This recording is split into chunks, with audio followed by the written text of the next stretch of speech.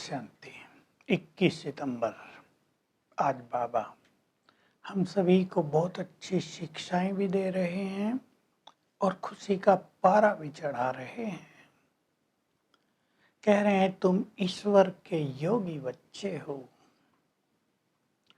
मैं प्यार का सागर हूं, तो मेरे में बहुत ताकत है, तुम में भी बहुत ताकत है।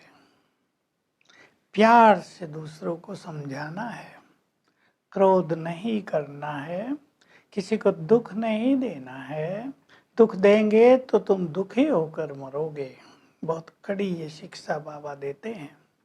न तुम में क्रोध होना चाहिए, न तुम्हें मूडी बनना चाहिए, तुम्हारी क्रिमिनल आई भी नहीं होनी चाहिए, क्योंकि ये पाप है।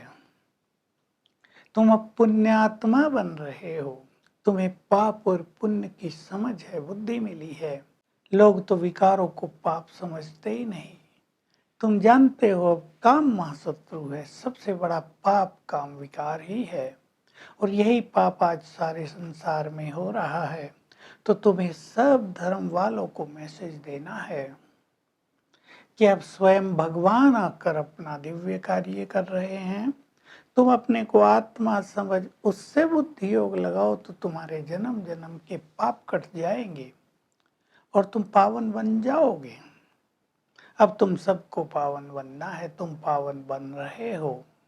पावन बनने से ही तुम में बहुत ताकत आती है। तुम योग बल से सृष्टि को पावन बना देते हो। तुम्हें बहुत नशा रहना चाहिए। हमारे सुख के दिन आ रहे हैं, स्वर्णिम युग आ रहा है। बाबा ने कहा जैसे दिवाली आती है, लोग कहते हैं ना 2-4 दिन बस रह गए, आ गई दिवाली, अब हम ऐसे मनाएंगे, ये खाएंगे, नए वस्त्र पहनेंगे। तुम्हारे भी सुख के दिन आ रहे हैं। अपना अच्छी तरह श्रृंगार करो तो तुम उच्च पद पाओगे। तुम्हें पावन बनना है। तुम पावन बन जाते हो तो तुम्हारे लिए सृष्टि भी पावन चाहिए। तो बाबा सारी सृष्टि को पावन बना देते हैं, फिर घर ले जाते हैं पावन बनाकर, तुम्हें स्वर्ग में भेज देते हैं। जब तुम सुख धाम में हो, बाकी सब आत्माएं शांति धाम में। बाबा पूरे चक्र का ज्ञान देते रहते हैं। मैं सृष्टि रूपी कल्प वृक्ष का बीज हूँ, लेकिन ऐसे नहीं ये झाड़ मुझ बीज में समाया हुआ है। मुझ बीज में सारे इस झाड़ का, कल्प वृक्ष का ज्ञान समाया हुआ है। मैं ऊपर रहता हूँ, इसलिए इस कल्प वृक्ष को उल्टा कल्प वृक्ष कहते हैं।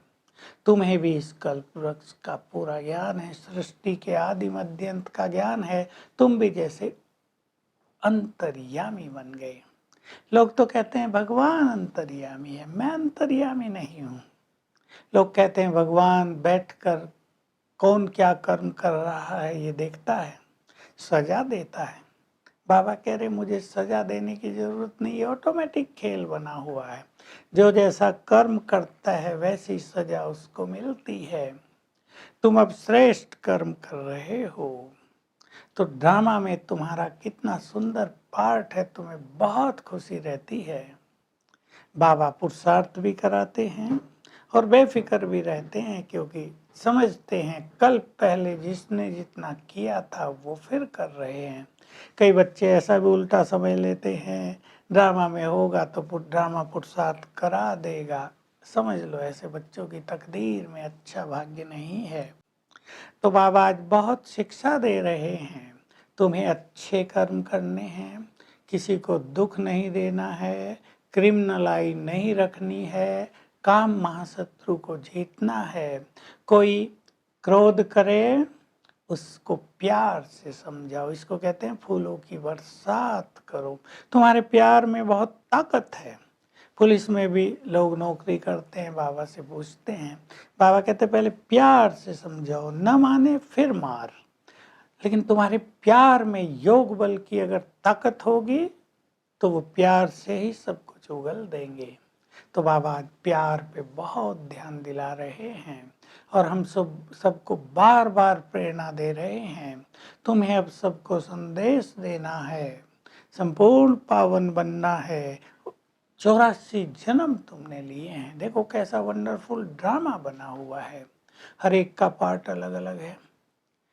सबके फीचर्स अलग अलग हैं। 84 जन्म हैं तो 84 फीचर्स हैं सबके, 84 तरह की एक्टिविटी हैं सबकी।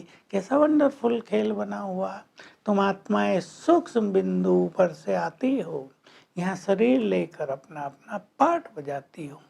स्थूल नाटक में भी सभी एक्टर एक साथ तो नहीं आ जाते, सभी को अपने टाइम पर ही आना होता है।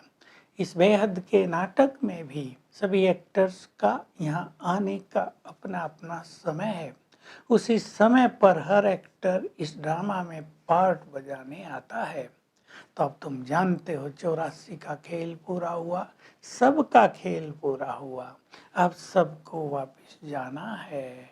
मैं आ गया हूँ सबको ले जाने के लिए। मैं तुम्हें ज्ञान दे रहा हूँ, तो तुम्हारे अंदर रोशनी आ गई है। तुम ये ज्ञान सबको दो ताकि सभी सुखी हो जाएं, सभी सुखधाम में चलने की तैयारी करें। तो तुम्हारा भी नाम बाला हो जाएगा और आगे चलकर तो बहुत सेवा जब बढ़ेगी तो बहुत बाबा के बच्चे हो जाएंगे, तो करोड़ों को संदेश दिया जाएगा, संदेश देने वाले भी करोड़ों हो जाएंगे और बाबा का ये संदेश सारी दुनिया में फैल जाएगा कि अब तुम आत्मा हो, अपने को आत्मा समझो और मुझ बाप को याद करो। और भिन्न भिन्न धर्म वाले, मान लो सन्यासी हैं, वो ये संदेश सुनेंगे और ऐसा अभ्यास करेंगे तो अपने सन्यास धर्म में उच्च पद पाएंगे। और धर्म वाले भी अगर ऐसा करेंगे तो वो अपने अपने धर्मों में उच्च पद पाएंगे। तो ये बाप का संदेश सब धर्म वालों के लिए है और हम सब बहुत खुशी में रहें कि स्वयं भगवान आया है, हमारे लिए स्वर्णिम युग आ रहा है, हमें प्यार से समझा रहे हैं। डरने की कोई बात नहीं कि भगवान सजा देगा, वो तो प्यार का सागर है, सजाएं तो ऑटोमेटिक मिलती हैं। वरदान है, हमें अपने अव्यक्त स्वरूप की साधना के द्वारा वायुमंडल को बहुत पावन बनाना है, पावरफुल बनाना है। हमें ऐसा फरिश्ता स्वरूप धारण करना है। तो बाबा का ये वरदान सदा याद रखना है, मैं अव्यक्त फरिश्ता हूँ। तो जहाँ भी जाएंगे वायुमंडल पावरफुल हो जाएगा। रहम दिल होंगे तो सारे वायुमंडल को पावरफुल बनाते रहेंगे। तो अपनी वृत्ति को पावरफुल बनाओ और फरिश्ते स्वरूप का अभ्यास करो। तो जहाँ भी आप होंगे वहाँ का वायुमंडल पावरफुल बन जाएगा। स्लोगन है, सर्वशक्तिवान बाप को प्रत्यक्ष करने के लिए चाहिए एकाग्रता। तो आज हम सारा दिन ये अभ्यास करेंगे। मैं अव्यक्त फरिश्ता हूँ, लाइट हाउस माइट हाउस हूँ, मेरे अंग अंग से किरणें फैल रही हैं और बाबा की किरणें मुझ में आ रही हैं। Om Shanti. To watch Peace of Mind channel videos on YouTube, subscribe us on youtube.com/tvpeaceofmind. Just a click for a peaceful life.